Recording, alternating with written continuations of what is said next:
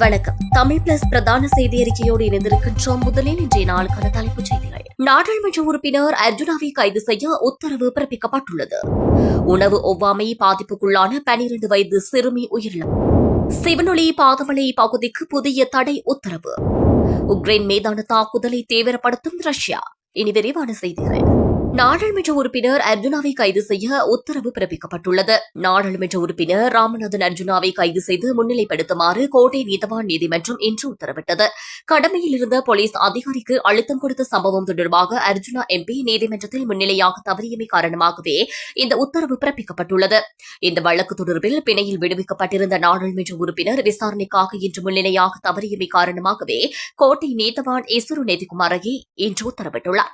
இதேவேளை வெலிகாமம் தென்மேற்கு பிரதேச சபையின் பெண் உறுப்பினர்கள் இருவரை நாடாளுமன்ற உறுப்பினர் ராமநாதன் அர்ஜுனா தாக்குகின்ற பாணியில் சென்ற விடயமானது சர்ச்சையை கிளப்பியுள்ளது. இதுகுறித்து மேலும் தெரிய வருகையில் சண்டலிப்பாய் பிரதேச செயலகத்தின் அபிவிருத்தி ஒருங்கிணைப்பு குழு கூட்டமானது இன்றைய தினம் ஒருங்கிணைப்பு குழு தலைவர் ஸ்ரீபவானந்த ராஜா தலைமையில் நடைபெற்றது. இதன்போது நாடாளுமன்ற உறுப்பினர் ராமநாதன் அர்ஜுனாவுக்கும் வெலிகாமம் தென்மேற்கு மானிப்பாய் பிரதேச சபையின் தவிசாளர் ஜெகதீசனுக்கும் இடையே கடுமையான வாக்குவாதம் இடம்பெற்ற நிலையில் கூட்டமானது நிறைவுக்கு கொண்டுவரப்பட்டது. இந்நிலையில் வெளியே வந்த நாடாளுமன்ற உறுப்பினர் ராமநாதன் அர்ஜுனா 2 பெண் உறுப்பினர்களுடன் வாக்குவாதத்தில் ஈடுபட்டார். இதன்போது குறித்த பெண் உறுப்பினர்கள் நெல்லூரை இடிக்கும்படி கூறினார்கள். இதனை ஏற்றுக்கொள்ள முடியாது என்று கூறி வாக்குவாதத்தில் ஈடுபட்டார் என சுட்டிக்காட்டப்பட்டுள்ளது. இதேவேளை 5க்கும் மேற்பட்ட போலீசார் அந்த இடத்தில் நின்றபோதும் அவரை தடுக்காமல் வேடிக்கை பார்த்ததாகவும் தெரிவிக்கப்பட்டுள்ளது. முல்லைத்தீவு மாவட்டம் சிலாவத்தி பகுதியில் வசித்து வந்த 12 வயதுடைய குகணேசன் டினோஜா என்ற சிறுமி ஒவ்வாமை பாதிப்புக்குள்ளாகி பரிதாபமாக உயிரிழந்த சம்பவம் அப்பகுதியில் பெரும் சோகத்தை ஏற்படுத்தியுள்ளது. நேற்று முன்தினம் குறித்த சிறுமி மாட்டிறைச்சி உணவு உட்கொண்டதன் பின்னர் உடலில் ஒவ்வாமை ஏற்பட்டுள்ளது. இந்நிலையில் சிறுமியின் தாயார் உடனடியாக சிறுமியை தனியார் மருத்துவமனைக்கு அழைத்துச் சென்றுள்ளார். அதன் பின்னர் மேலதிக சிகிச்சைக்காக முள்ளியவளி மாஞ்சோலை வைத்தியசாலைக்கு கொண்டு செல்லப்பட்டதாக உறவினர்கள் தெரிவித்துள்ளனர். வைத்தியசாலையில் சிறுமிக்கு ஊசியொன்று செலுத்தப்பட்டதாக கூறப்படும் நிலையில் பேசிக்கொண்டு சென்ற சிறுமி குறித்த ஊசி செலுத்தப்பட்ட சில நிமிடங்களிலேயே மயங்கி விழுந்ததாக தெரிவிக்கப்பட்டுள்ளது. பின்னர் சிறுமி உயிரிழந்ததாக வைத்திய வட்டாரங்கள் அறிவித்ததாக உறவினர்கள் தெரிவித்துள்ளனர். இந்நிலையில் சம்பவம் தொடர்பில் முழுமையான விசாரணை நடத்தப்பட வேண்டும் என்றும் உறவினர்கள் வலியுறுத்தியுள்ளனர். அரசாங்கத்தால் அங்கீகரிக்கப்பட்ட சிங்கள மற்றும் தமிழ் பாடசாலைகளுக்கு இன்று முதல் 2026 ஜனவரி 4ஆம் தேதி வரை விடுமுறை வழங்கப்பட்டுள்ளது. 2026ஆம் ஆண்டு கல்வி ஆண்டின் முதலாம் தவணையின் முதலாம் கட்டத்திற்காக அனைத்து பாடசாலைகளுக்கும் 2026ஆம் ஆண்டு ஜனவரி மாதம் 5ஆம் தேதி திங்கட்கிழமை தொடங்க திட்டமிடப்பட்டுள்ளதாக கல்வி அமைச்சு விடுத்துள்ள அறிக்கையில் தெரிவிக்கப்பட்டுள்ளது.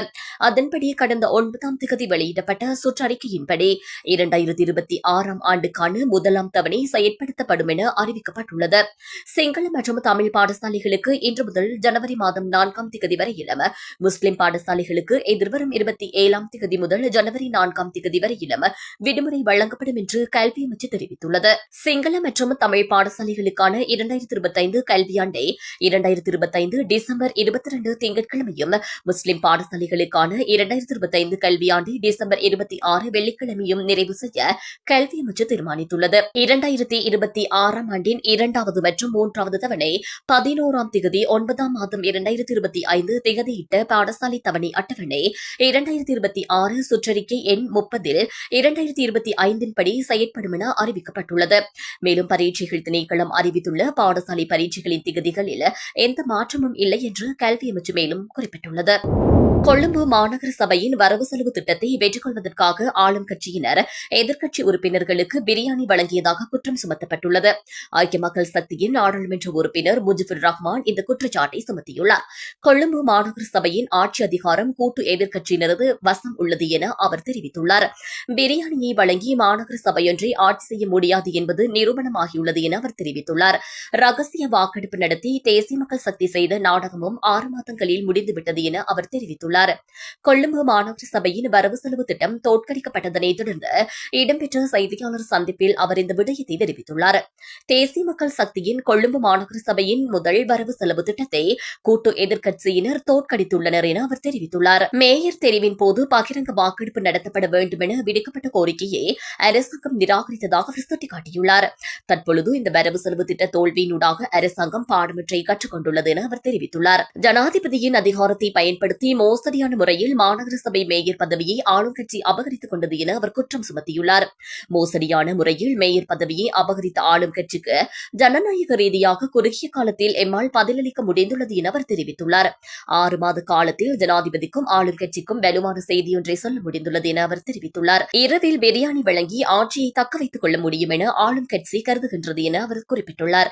இவ்வாறான அரசியலை இல்லாது ஒழிப்பதாக கூறி ஆட்சிப்பீடம் ஏறிய தேசிய மக்கள் சக்தி அதே வழியை பின்பற்றி வருவதாகவும் அவர் குற்றம் சுமத்தியுள்ளார். திருகோணமலை மாநகர சபையின் 2026 ஆண்டுக்கான வரவு செலவு திட்டம் இன்று சபையில் ஏகமனதாக நிறைவேற்றப்பட்டது. மாநகர சபை முதல்வர் கானா செல்வராஜா தலைமையில் மாநகர ஆணையாளர் ஓனா சிவராசா மற்றும் செயலாளர் ஆகியோரின் முன்னிலையில் இன்று காலை சபை நடவடிக்கைகள் ஆரம்பமாகின. இதன்போது இலங்கை தமிழரசு கட்சியின் உறுப்பினர் அஜித்குமார் பாதித்தை முன்மொழிய மற்றொரு உறுப்பினர் குமார குலசிங்கம் அதனை வழிமொழிந்தார். தமிழரசு கட்சி, ஜனநாயக தமிழ் தேசிய கூட்டணி, ஸ்ரீலங்கா முஸ்லிம் காங்கிரஸ், ஐக்கிய மக்கள் சக்தி மற்றும் சுயேட்சை குழு ஆகியவற்றைச் சேர்ந்த 5 உறுப்பினர்கள் சுகவீனம் மற்றும் தனிப்பட்ட காரணங்களினால் சமூகம் அளிக்கவில்லை. சபை நடவடிக்கைகள் நிறைவடைந்த பின்னர் சுயேட்சை குழு உறுப்பினர் ஒருவரும் தமிழரசு கட்சி உறுப்பினர் ஒருவரும் தாமதமாக வருகை தந்ததாக தெரிவிக்கப்பட்டுள்ளது. இதன்போது தாமதத்திற்கான காரணம் குறித்து ஊடகவியலாளர் ஒருவர் கேள்வி எழுப்பிய போது, எனக்கு நேரம் கிடைக்கின்ற போதுதானே வரலாம் என தமிழரசு கட்சி உறுப்பினர் பதிலளித்தமை அங்கு சற்று சலசலப்பை ஏற்படுத்தியுள்ளது.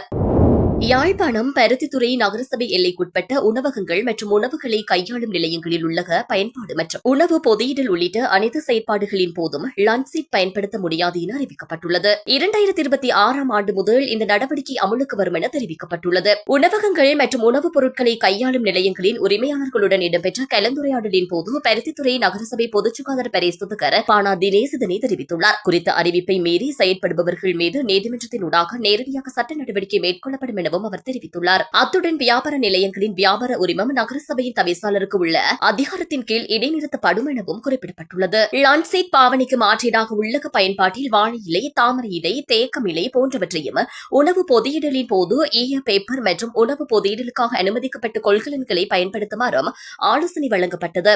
அத்துடன் பயன்பாட்டிற்கு கொள்வனவு செய்யப்படும் இறைச்சி வகைகளை நகரசபைக்கு உட்பட்ட இறைச்சிக் கடைகளில் இருந்து பெற்றுக் கொள்ள வேண்டும் என பருத்தித்துறை நகரசபை பொது சுகாதார பரிசோதகர் பானா தினேஷ் தெரிவித்துள்ளார்.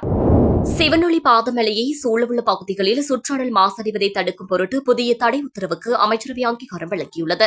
இதன்படி ஒற்றை பயன்பாட்டு பிளாஸ்டிக், பொலித்தீன் பொருட்கள், லஞ்ச் சீட், அதிக அடர்த்தி கொண்ட பொலித்தீன், ஒருமுறை பயன்படுத்தப்படும் மென்மையான பானங்கள் இருந்தும் குழாய், தட்டுகள், கலக்கிகள், கரண்டி, முள்கத்திகள், பிளாஸ்டிக் போத்தல் ஆகியவற்றை சிவனொளி பாதமலையில் யாத்ரீகர்கள் விற்பனை செய்வதும் வைத்திருப்பதும் முற்றாக தடை விதிக்க அமைச்சரவை ஒப்புதல் அளித்துள்ளது.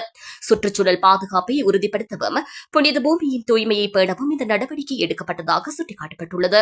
ஊவா மற்றும் கிழக்கு மாகாணங்களிலும் மாத்தளை, நுவரெலியா, பொலனறுவை மற்றும் ஹம்பாந்தோட்டை மாவட்டங்களிலும் இடைக்கிடையே மழை பெய்யும் சாத்தியம் காணப்படுவதாக வளிமண்டலவியல் திணைக்களம் எதிர்ப்பு கூறியுள்ளது. ரத்தினபுரி, காலி, மாத்தறை மற்றும் களுத்துறை மாவட்டங்களில் மாலை வேளைகளில் ஆங்காங்கே மழையோ அல்லது இடியுடன் கூடிய மழையோ பெய்யக்கூடும் என அந்த திணைக்களம் குறிப்பிட்டுள்ளது. அதே நேரம் நாட்டின் ஏனைய பகுதிகளில் சீரான வானிலை நிலவும் என தெரிவிக்கப்பட்டுள்ளது. சப்ருகமுவ மற்றும் மத்திய மாகாணங்களிலும் கொழும்பு, களுத்துறை, பதுளை, காலி மற்றும் மாத்தறை மாவட்டங்களின் சில இடங்களிலும் அதிகாலை வேளையில் பனிமூட்டமான நிலை காணப்படலாம் என வளிமண்டலவியல் திணைக்களம் தெரிவித்துள்ளது. உக்ரைனின் தெற்கு பிராந்தியமான ஒடேசா மீது ரஷ்யா தமது தாக்குதல்களை தீவிரப்படுத்தியுள்ளது. இதனால் அப்பகுதியில் பரவலான மின் விநியோக தடை ஏற்பட்டுள்ளதோடு கடல்சார் உட்கட்டமைப்புகளுக்கும் அச்சுறுத்தல் ஏற்பட்டுள்ளது. ரஷ்யா இந்த பிராந்தியத்தின் மீது திட்டமிட்ட தாக்குதல்களை நடத்தி வருவதாக உக்ரைனிய துணை பிரதமர் ஒலெஸ்கி குலேபா தெரிவித்துள்ளார். கடல்சார் தளவாடங்களுக்கான உக்ரைனின் அணுகலை தடுப்பதற்கான ரஷ்யாவின் முயற்சியை இந்த தொடர் தாக்குதல்கள் என்று ஜனாதிபதி விளாடிமிர் செலன்ஸ்கி குறிப்பிட்டுள்ளார். கருங்கடலில் ரஷ்யாவின் நிழல் கடற்படை எண்ணெய் கொள்கலன்கள் மீது நடத்தப்பட்ட ட்ரோன் தாக்குதல்களுக்கு பழிவாங்கும் வகையில் உக்ரைனின் கடல்வெளிகளை துண்டிப்பதாக டிசம்பர் தொடக்கத்தில் ரஷ்ய ஜனாதிபதி விளாடிமிர் புட்டின் அச்சுறுத்தியிருந்தார். நிலட் கடற்படை என்பது 2022 ஆக்கிரமிப்புக்கு பிறகு ரஷ்யா மீது விதிக்கப்பட்ட மேற்கத்திய தடைகளை தவிர்ப்பதற்காக பயன்படுத்தப்படும் நூற்றுக்கணக்கான எண்ணெய் கொள்கலன்களை குறிக்கும் சொல்லாகும். இந்நிலையில் ஓடெசாவில் உள்ள துறைமுக உட்கட்டமைப்பு மீது நடத்தப்பட்ட தாக்குதலில் சிவில் கப்பல் ஒன்றும் சேதமடைந்துள்ளது. நடத்தப்பட்ட தாக்குதல்களால் 1,20,000 மக்களுக்கான மின்சாரம் துண்டிக்கப்பட்டது. ஒரு முக்கிய துறைமுகத்தில் ஏற்பட்ட தீ விபத்தில் பல பொருட்கள் எரிந்துள்ளதாகவும் சர்வதேச ஊடகங்கள் தெரிவிக்கின்றன. உலகின் மிகப்பெரிய தீவான கிரீன்லாந்துக்கு சிறப்பு தூதுவரை நியமிப்பதாக அமெரிக்க ஜனாதிபதி டொனால்டு டிரம்ப் அறிவித்துள்ளதற்கு டென்மார்க் கண்டனம் தெரிவித்துள்ளது. டென்மார்க்கின் தன்னாட்சி பிரதேசமாக செயற்பட்டு வரும் கனிம வளம் செறிந்த கிரீன்லாந்தை அமெரிக்காவுக்கு சொந்தமாக்க வேண்டியது அவசியம் என்று டிரம்ப் தொடர்ந்து வலியுறுத்தி வருகின்றார். அந்த நோக்கத்தை முன்னெடுத்துச் செல்வதற்காக லூசியானா மாகாண ஆளுநர் ஜெஃப் லாண்ட்ரியை கிரீன்லாந்துக்கான சிறப்பு தூதுவராக நியமிப்பதாக டிரம்ப் அறிவித்தார். இதற்கு கடும் கண்டனம் தெரிவித்து டென்மார்க் பிரதமர் மேட்டே ஃபெடரிக்சனும் கிரீன்லாந்து ஆளுநர் ஜென்ஸ் பேட்ரிக் நீல்சனும் வெளியிட்டுள்ள கூட்டறிக்கையில் தேசிய பாதுகாப்பை காரணம் காட்டி கூட இன்னொரு நாட்டை கைப்பற்றுவது பற்றி விவாதிப்பது பெரும் தவறு என சாட்டியுள்ளனர். இத்துடன் இந்த செய்தி அறிக்கை நிறைவு பெறுகின்றது. மேலும் பல செய்திகளை அறிந்து கொள்ள எமது யூடியூப் தளத்தை சப்ஸ்கிரைப் செய்யுங்கள்.